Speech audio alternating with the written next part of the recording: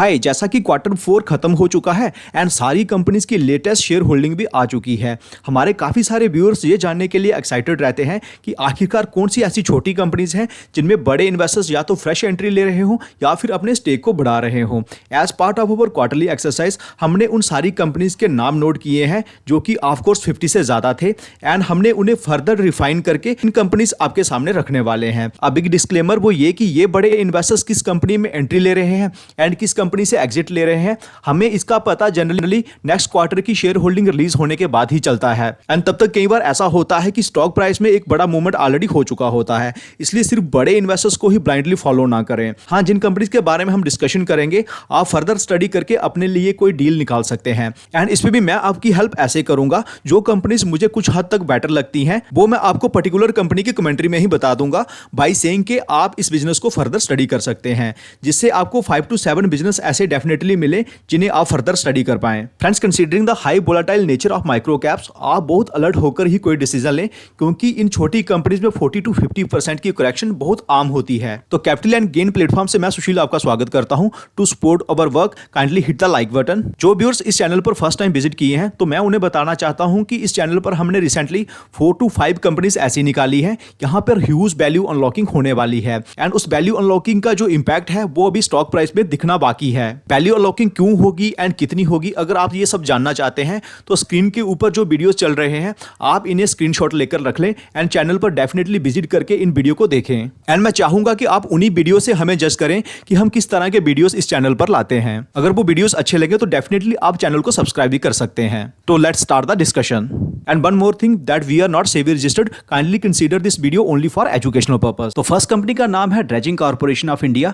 जो ड्रेजिंग का मतलब है वही ये कंपनी काम करती है। बहुत सिंपल सा मतलब है, कंपनी सी रोड्स को क्लियर रखने का काम करती है so that ships easily navigate कर पाएं। सी रूट्स पर जो भी डेब्रिस जमा होता है कंपनी उसको क्लियर करती है। कंपनी के द्वारा प्रोवाइड की जा रही सर्विसेज आपके सामने हैं। इसी क्वार्टर में मुकुल महावीर अग्रवाल जी ने 1.8% की होल्डिंग एक्वायर की है एंड इसी के साथ जो प्रोमोटर्स हैं उनकी होल्डिंग वैसे की वैसी बनी हुई है। ये इंडस्ट्री इंडिया में और भी ग्रो कर सकती है क्योंकि इंडिया में इनलैंड वाटर बेस को डेवलप करने पर भी काफी फोकस हो रहा है, जिससे गवर्नमेंट का फोकस है कि मेजर रिवर्स के थ्रू भी ट्रांसपोर्टेशन किया जा सके। इसलिए इस कंपनी को आप स्टडी कर सकते हैं। सेकंड कंपनी फार्मा इंडस्ट्री से है जिसकी मार्केट कैप सिर्फ 217 करोड़ है, यानी कि बहुत ही छोटी मार्केट कैप है, लेकिन इतनी छोटी कंपनी होने के बावजूद भी ये काफी एक्सीलेंट बिजनेस कर रही है। कंपनी का नाम संजीवनी पैरेंटेरल है, जिसके presently manufacturing plants Navi Mumbai and Dehradun में है एंड 25 कंट्रीज में ऑलरेडी कंपनी एक्सपोर्ट कर रही है। उसके बाद कंपनी 2 और मैन्युफैक्चरिंग प्लांट सेटअप कर रही है, जिसमें पहला तो पिंपरी में है पुणे में एंड सेकंड है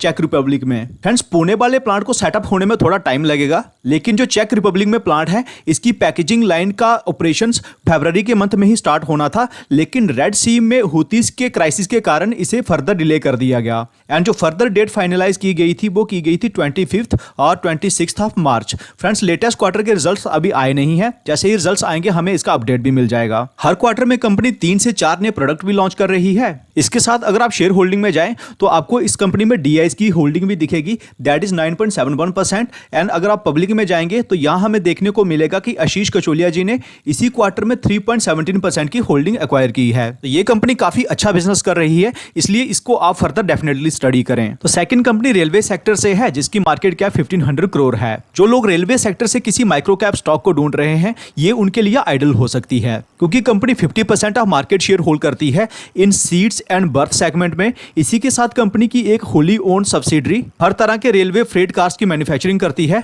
इसी कंपनी की एक और सब्सिडरी इंडियन रेलवे के लिए बोगीज की मैन्युफैक्चरिंग करती है एंड इसी कंपनी की एक और सब्सिडरी इंडियन रेलवे के लिए कपलर बनाती है। फ्रेंड्स, प्रेजेंटली कंपनी के पास 1729 करोड़ की ऑर्डर बुक है, जो कि कंपनी की मार्केट कैप से भी ज्यादा है एंड अगर हम फाइनेंशियल ईयर 23 की रेवेन्यू से कंपेयर करें तो भी 5 टाइम्स ज्यादा है, जिसमें से 1249 करोड़ के ऑर्डर्स सिर्फ मार्च में ही मिले हैं इंडियन रेलवे से। तो कंपनी का नाम ओरिएंटल रेल इंफ्रास्ट्रक्चर लिमिटेड है। इसी क्वार्टर में मुकुल महावीर अग्रवाल जी ने 5.53 3% की होल्डिंग भी एक्वायर की है। तो रेलवे सेक्टर में गवर्नमेंट की जो पुश है उसका बेनिफिट इस कंपनी को भी मिल सकता है, तो इस कंपनी को भी आप डेफिनेटली स्टडी करें। तो फ्रेंड्स, जैसा कि आईपीओ का सीजन आ चुका है एंड आईपीओ में अगर हम अपनी अलॉटमेंट की प्रोबेबिलिटी को बढ़ाना चाहते हैं तो हमें मल्टीपल डीमैट्स के थ्रू अप्लाई करना होगा जो कि रजिस्टर्ड हो विद डिफरेंट पैन कार्ड्स। तो आईपीओ में अलॉटमेंट की प्रोबेबिलिटी को बढ़ाना हो या फिर फ्रेंड्स एंड फैमिली में किसी का नया डीमैट अकाउंट ओपन करना हो तो हम एमस्टॉक के साथ डीमैट अकाउंट ओपन कर सकते हैं, क्योंकि जब भी डीमैट अकाउंट ओपन करने की बारी आती है तो सबसे इंपॉर्टेंट होता है हमारे लिए ट्रस्ट। एंड ये ट्रस्ट वर्दी इसलिए है क्योंकि इसे बैक करती है मेरे एसेट्स, जिसके पास फाइनेंस वर्ल्ड में 15 इयर्स की लीगेसी है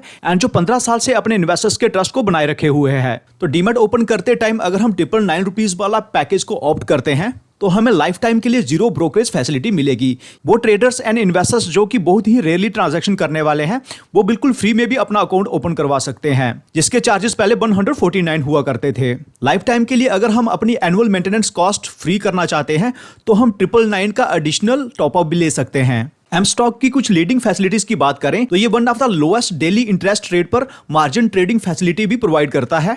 फ्रेंड्स, एमस्टॉक के लास्ट 1 ईयर के माइलस्टोन की बात करें तो इस प्लेटफॉर्म पर 10 लाख प्लस यूजर्स जुड़े हैं, 4 स्टार रेटिंग है, 145 करोड़ प्लस ब्रोकरेज सेव कर चुके हैं लास्ट के 1 ईयर में। जो ट्रेडर्स हैं या फिर ऐसे इन्वेस्टर्स हैं जो कि काफी फ्रीक्वेंट ट्रांजैक्शंस करते हैं तो वो ब्रोकरेज पर खर्च होने वाली एक बड़ी अमाउंट की सेविंग कर सकते हैं। एंड इसी के साथ काफी एक्साइटिंग फीचर भी मिलते हैं। यहाँ पर एक क्लिक के साथ आप अपना ऑर्डर प्लेस कर सकते हैं, वॉइस सर्च के साथ क्विकली अपने स्टॉक्स को फाइंड आउट कर सकते हैं एंड हर तरह की हेल्प के लिए आपको वॉइस असिस्टेंट जैसा फीचर भी मिलता है। तो अगर आप ऐसा डीमैट सर्विस प्रोवाइडर चाहते हैं जो कि ट्रस्ट वर्दी हो, यहाँ पर ब्रोकरेज फ्री हो, एनुअल मेंटेनेंस कॉस्ट फ्री हो, किसी तरह का कोई हिडन चार्ज नहीं हो, 1 क्लिक के साथ ऑर्डर्स एग्जीक्यूट हो एंड वॉइस असिस्टेंट जैसे स्मार्ट फीचर्स हो, तो आप एमस्टॉक को डेफिनेटली कंसीडर करें। So don't forget to check the link in the description and in the pin comment. तो next company electrical and electronic equipments की design and development करती है। कंपनी अपने majority of the products railway sector के लिए बनाती है, जिसमें traction and auxiliary transformers, IGBT propulsion systems, axillary converter and battery chargers and कुछ और प्रोडक्ट्स हैं जो कि रेलवे सेक्टर को सप्लाई करती है। इसी के साथ कंपनी एविएशन सेक्टर को भी कंपनी अपने प्रोडक्ट सप्लाई करती है। Thermal and atomic power plants के लिए भी कंपनी सॉल्यूशंस प्रोवाइड करती है। मैरीन इंडस्ट्री को भी company electrical and electromechanical solutions provide करती है। केमिकल इंडस्ट्री को कैटर करती है। Oil gas and petrochemical industry को सॉल्यूशंस प्रोवाइड करती है एंड डिफेंस सेक्टर में भी electrical and electronic solutions provide करती है। इसी साल फरवरी के मंथ में इस कंपनी को 200 करोड़ के ऑर्डर्स मिले हैं फ्रॉम इंडियन रेलवे। कंपनी का नाम हिंद रेक्टिफायर्स लिमिटेड है, जिसकी मार्केट कैप 1152 करोड़ है। शेयर होल्डिंग पैटर्न में जाए, प्रोमोटर्स की होल्डिंग भी 42.25% से बढ़कर 44% तक पहुंच चुकी है।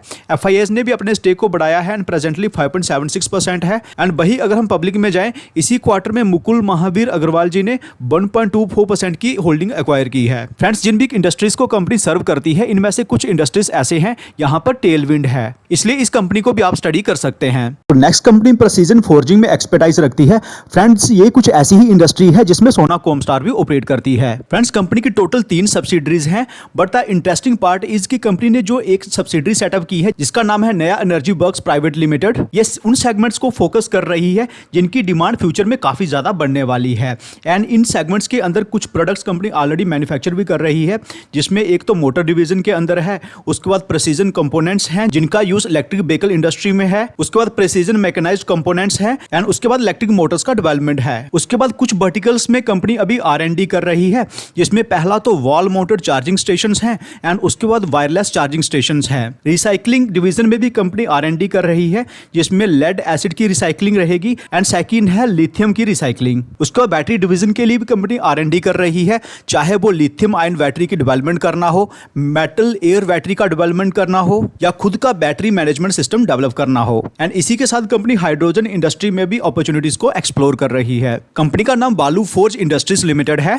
मार्च 21 में इस कंपनी की रेवेन्यू 142 करोड़ हुआ करती थी एंड प्रेजेंटली ये 522 करोड़ तक पहुंच चुकी है। ऑपरेटिंग प्रॉफिट मार्जिन भी 9% से बढ़कर 20% तक पहुंच चुके हैं एंड नेट प्रॉफिट जो कि 8 करोड़ हुआ करते थे वो भी 10 गुना बढ़ चुके हैं। वही अगर आप शेयर होल्डिंग पैटर्न में जाएं तो इस कंपनी में एफआईएस भी एंटर कर चुके हैं, डीआईएस भी एंट्री ले रहे हैं एंड लास्ट के 3 क्वार्टर से आशीष कचोलिया जी भी बने हुए हैं। जब स्टॉक प्राइस ऊपर जाता है ये थोड़ी सी होल्डिंग कम करते हैं एंड जब स्टॉक प्राइस नीचे आता है ये अपनी होल्डिंग बढ़ा देते हैं। सितंबर 23 वाले क्वार्टर में इन्होंने फर्स्ट टाइम इन्वेस्ट किया था एंड ये वो लेवल्स हैं जहां पर आशीष कचोलिया जी ने एंट्री ली है। तो बहुत बड़ा रनअप नहीं हुआ इनकी एंट्री के बाद। तो इस कंपनी को इसी तरह की सीरीज में हम सेकंड टाइम कवर कर रहे हैं। कंपनी उन सेगमेंट्स पर भी काफी R&D कर रही है जिनमें फ्यूचर में अच्छी ग्रोथ आ सकती है, तो इसलिए इस कंपनी को आप फर्दर स्टडी कर सकते हैं। नेक्स्ट कंपनी टेक्सटाइल इंडस्ट्री में ऑपरेट करती है, जो कि टेक्सटाइल प्लेयर्स को यार्न सप्लाई करती है। कंपनी का नाम Amar Jyoti spinning mills limited है, जो कि एक नैनो कैप कंपनी है जिसकी मार्केट कैप 118 करोड़ है। लेकिन हम इस कंपनी के ऊपर क्यों बात कर रहे हैं, क्योंकि अगर आप कैश फ्लो स्टेटमेंट में जाएंगे तो हमें ऑपरेशन से अच्छे कैश जनरेट होते हुए दिखाई दे रहे हैं despite are nano cap company. वही अगर हम बैलेंस शीट में भी जाएं तो इस कंपनी की बैलेंस शीट भी काफी एक्सीलेंट है, क्योंकि कंपनी के पास रिजर्व्स अच्छे हैं, उसके कंपैरिजन में बोरिंग बहुत कम है। एंड सबसे बड़ी बात, अगर हम कैश इक्विवेलेंट्स में देखें तो कंपनी के पास 13.86 करोड़ के कैश पड़े हुए हैं, जबकि कंपनी की मार्केट कैप सिर्फ 118 करोड़ है। उसके बाद अगर हम शेयर होल्डिंग पैटर्न भी देखें तो प्रमोटर्स अपनी होल्डिंग को 55.24% से बढ़ाकर 60% तक ले गए हैं।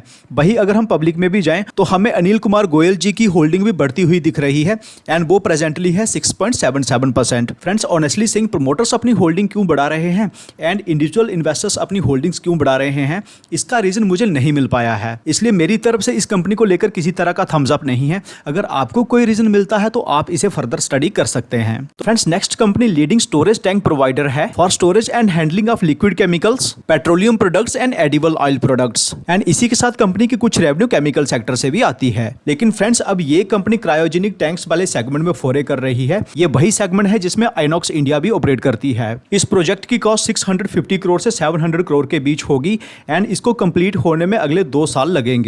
फ्रेंड्स, क्रायोजेनिक टैंक्स की रिक्वायरमेंट फ्यूचर में इसलिए भी बढ़ने वाली है क्योंकि जितने भी कम्प्लेक्स गैसेस की हैंडलिंग एंड ट्रांसपोर्टेशन होती है वो क्रायोजेनिक टैंक्स एंड इक्विपमेंट्स के थ्रू ही होती है, जैसे कि ग्रीन हाइड्रोजन या हमारे स्पेस मिशन में भी इन क्रायोजेनिक टैंक्स का इस्तेमाल होता है। तो कंपनी का नाम गणेश बेंजोप्लास्ट लिमिटेड है। इस कंपनी की स्ट्रेंथ ये है कि ये कंपनी बहुत ही high operating profit margin generate करती है, दैट इज अप टू 40%। तो ये प्रोबेबल रीजन हो सकते हैं इनकी इन्वेस्टमेंट के पीछे। ये कंपनी के लिए बिग पॉइंट भी हो सकता है कि क्योंकि अगर कंपनी इस तरह के ऑपरेटिंग प्रॉफिट मार्जिन मेंटेन नहीं कर पाती है तो नेट प्रॉफिट्स काफी श्रिंक होंगे। बट द गुड पार्ट इसके कंपनी की बैलेंस शीट एक्सीलेंट है। यहाँ पर कंपनी के ऊपर बोरिंग सिर्फ 57 करोड़ की है एंड रिजर्व्स 400 करोड़ के हैं।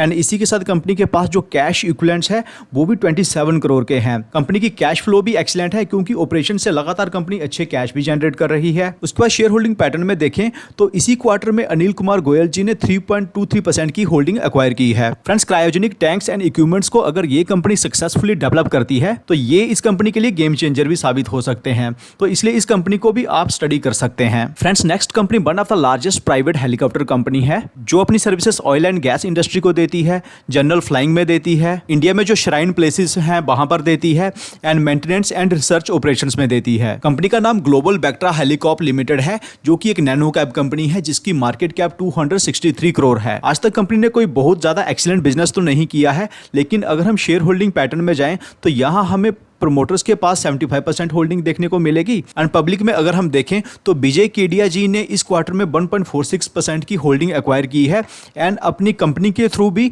1.46% की होल्डिंग एक्वायर की है। एग्जैक्ट रीजंस इनकी इन्वेस्टमेंट के पीछे के पता नहीं चले हैं, लेकिन मैंने इनका एक इंटरव्यू सुना था। यहां पर इनका कहना था कि इंडिया में जो प्रीमियमाइजेशन की थीम प्ले हो रही है तो उसका बड़ा बेनिफिशियरी एविएशन इंडस्ट्री भी हो सकती है। उसी इंटरव्यू में ये इंटरग्लोब एविएशन पर भी बुलिश दिखे थे, एंड वहां पर इन्होंने कुछ इस तरह के सेंटेंस यूज किए थे कि एयरपोर्ट्स पर आजकल भीड़ बस स्टैंड्स की तरह दिखती है। एंड इनका मानना है कि एविएशन इंडस्ट्री फ्यूचर में इंडिया में काफी फ्लोरिश कर सकती है। तो नेक्स्ट कंपनी एक इंफ्रा कंपनी है जो इंफ्रास्ट्रक्चर एंड रोड के साथ साथ metro, defence, airport and power distribution में भी काम करती है। ये कंपनी किसी टाइम में इंडिया की इंफ्रा सेक्टर में लीडर कंपनी हुआ करती थी, लेकिन आज अगर आप इसकी कंडीशन देखें तो मार्केट कैप सिर्फ 6,524 करोड़ रह गई है। जी हाँ, हम बात कर रहे हैं रिलायंस इंफ्रास्ट्रक्चर लिमिटेड के बारे में। तो फ्रेंड्स, इस कंपनी के अगर हम कैश फ्लो स्टेटमेंट में देखें तो लॉस मेकिंग होने के बावजूद भी कंपनी ऑपरेशन से कैश जनरेट कर रही है। इसका सिंपल सा मतलब है कि कंपनी डेप्रिसिएशन काफी ज्यादा दिखा रही है। उसके बाद एक और डेवलपमेंट जो हमारी अटेंशन ड्रॉ करती है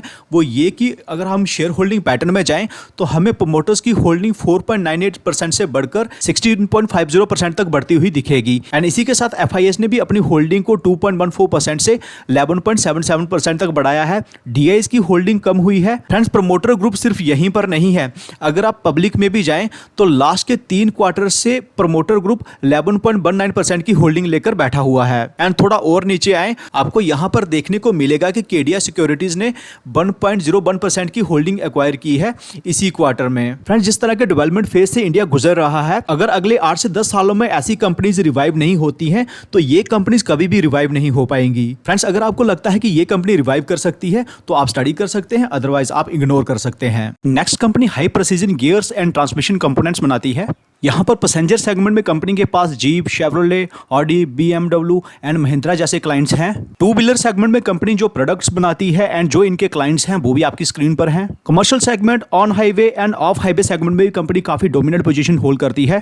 एंड इस सेगमेंट में कंपनी के क्लाइंट्स ये रहे। कंपनी का नाम हाईटेक गियर्स लिमिटेड है, जो कि अब electric vehicles and high value products में अपनी प्रेजेंस को भी बढ़ा रही है। कंपनी काफी एक्सीलेंट बिजनेस कर रही है, बैलेंस शीट भी एक्सीलेंट है। कंपनी की मार्केट कैप सिर्फ 1849 करोड़ है। इतनी छोटी मार्केट कैप होने के बावजूद भी कंपनी के पास काफी रेपुटेटेड क्लाइंट्स है, जैसा कि हमने देखा ही है। उसके बाद अगर हम शेयर होल्डिंग पैटर्न में जाएं तो यहाँ प्रमोटर्स की होल्डिंग 56.23% है, लेकिन पब्लिक में अगर हम जाएं तो काफी कुछ एक्साइटिंग हमें देखने को मिलेगा। यहाँ पर कुछ हाई नेटवर्थ इंडिविजुअल्स ने इसी क्वार्टर में एक बड़ा स्टेक एक्वायर किया है। कंपनी का बिजनेस तो एक्सीलेंट है ही, लेकिन इतनी छोटी मार्केट कैप होने के बावजूद कंपनी अच्छी कैश फ्लो भी जनरेट कर रही है, जो कि काफी बड़ी बात है। इसलिए इस कंपनी को भी आप अपनी वॉच पर रख सकते हैं। तो नेक्स्ट कंपनी इंडिया की काफी फास्टेस्ट ग्रोइंग बियर कंपनी है, जो कि काफी रिनोन्ड ब्रांड्स ओन करती है। इसके साथ कंपनी कुछ इंडियन मेड फॉरेन लिकर की प्रोडक्शन भी करती है एंड उनका सेल करती है। मध्य प्रदेश यहां से ये कंपनी स्टार्ट हुई थी। वहां पर बियर सेगमेंट में ये कंपनी 50% से ज्यादा मार्केट शेयर होल्ड करती है एंड बाकी स्टेट्स में भी अपनी प्रेजेंस को लगातार बढ़ाती जा रही है। कंपनी का नाम सोम डिस्टिलरीज लिमिटेड है, जिसके ऊपर हम कई बार वीडियो बनाकर डिस्कशन कर चुके हैं। कंपनी की जो रिसेंट अचीवमेंट्स हैं, मैं चाहूंगा कि वीडियो को पॉज करके आप डेफिनेटली इनको स्टडी करें, जिससे आपको यह पता चलेगा कि आने वाले समय में ये कंपनी किस तरह से ग्रो कर सकती है। इस कंपनी के भी सारे फाइनेंशियल्स आपको एक्सीलेंट देखने को मिलेंगे। कंपनी की बैलेंस शीट एक्सीलेंट देखने को मिलेगी। यहाँ पर रिजर्व्स 523 करोड़ है एंड बोरोइंग सिर्फ 166 करोड़ है। एंड इसी के साथ कैश फ्लो स्टेटमेंट में कंपनी ऑपरेशन से अच्छे कैश भी जनरेट कर रही है। तो शेयर होल्डिंग पैटर्न में जाएं तो लास्ट के क्वार्टर में एक भी क्वार्टर ऐसा नहीं गया है जब प्रमोटर्स ने अपनी होल्डिंग बढ़ाई ना हो। डोली खन्ना जो इस कंपनी से एग्जिट ले चुकी थी, इस क्वार्टर में वो फिर से एंट्री की है एंड अच्छी होल्डिंग के साथ, दैट इज 1.14%। इस कंपनी को हम कई बार कवर कर चुके हैं एंड आप जरूर इसे फर्दर स्टडी करें। नेक्स्ट कंपनी फूड प्रोडक्ट्स की मैन्युफैक्चरिंग करती है, जिनके पास आज 75 से ज्यादा एसक्यूज हैं। कंपनी की प्रेजेंस आज मेजरली वेस्ट बंगाल एंड उसके आसपास के रीजन्स में है, लेकिन इसके साथ कंपनी असम, बिहार, उत्तर प्रदेश एंड उड़ीसा की मार्केट को भी फोकस कर रही है। कंपनी की existing manufacturing facilities West Bengal में है एंड इसी के साथ कंपनी असम के तेजपुर में एक नया ग्रीनफील्ड कैपेक्स भी कर रही है, सो दैट ईस्टर्न रीजन को और भी फोकस किया जा सके। कंपनी का नाम अन्नपूर्णा स्वादिष्ट लिमिटेड है, जिसकी मार्केट कैप सिर्फ 629 करोड़ है। कंपनी अपनी सेल्स एंड नेट प्रॉफिट्स को काफी अच्छे से बढ़ा पा रही है। इसी के साथ कंपनी की बैलेंस शीट पर भी किसी तरह का कोई लोड नहीं है। तो अगर आप शेयर होल्डिंग पैटर्न में जाएंगे तो आपको प्रमोटर्स की होल्डिंग कुछ कम होती हुई दिखेगी, लेकिन ये जो सारी की सारी होल्डिंग है, इसे हाई नेटवर्थ इंडिविजुअल्स ने खरीदा है। जहां अजय उपाध्याय ने इसी क्वार्टर में 2.01% का स्टेक एक्वायर किया है एंड कुछ और इन्वेस्टर्स भी हैं जिन्होंने इसी क्वार्टर में एक डिसेंट होल्डिंग एक्वायर की है। ये कंपनी भी इंडिया के ईस्टर्न रीजन में अच्छा काम कर रही है एंड धीरे धीरे बाकी की ज्योग्राफीज में भी एंटर करने पर फोकस कर रही है। तो इसलिए इस कंपनी को भी आप जरूर अपनी वॉच पर रखें। तो ये थी आज की 12 कंपनीज। फ्रेंड्स, इनमें से कुछ बिजनेसेस ऐसे भी निकलेंगे जो कि फ्यूचर में काफी बड़ा बनेंगे। इस वीडियो पर अगर आपका अच्छा रिस्पांस आता है तो इनमें से हम कुछ बिजनेसेस को शॉर्टलिस्ट करेंगे एंड फर्दर डिटेल में स्टडी करेंगे। वीडियो अच्छा लगा है तो वीडियो को लाइक जरूर करिएगा। तो एम स्टॉक के साथ डीमैट अकाउंट ओपन करवाने के लिए या फिर किसी तरह की फर्दर इंफॉर्मेशन के लिए आप पिन कमेंट एंड डिस्क्रिप्शन में दिए हुए लिंक को डेफिनेटली चेक करें। Investments in securities markets are subject to market risks. Read all the related documents carefully before investing.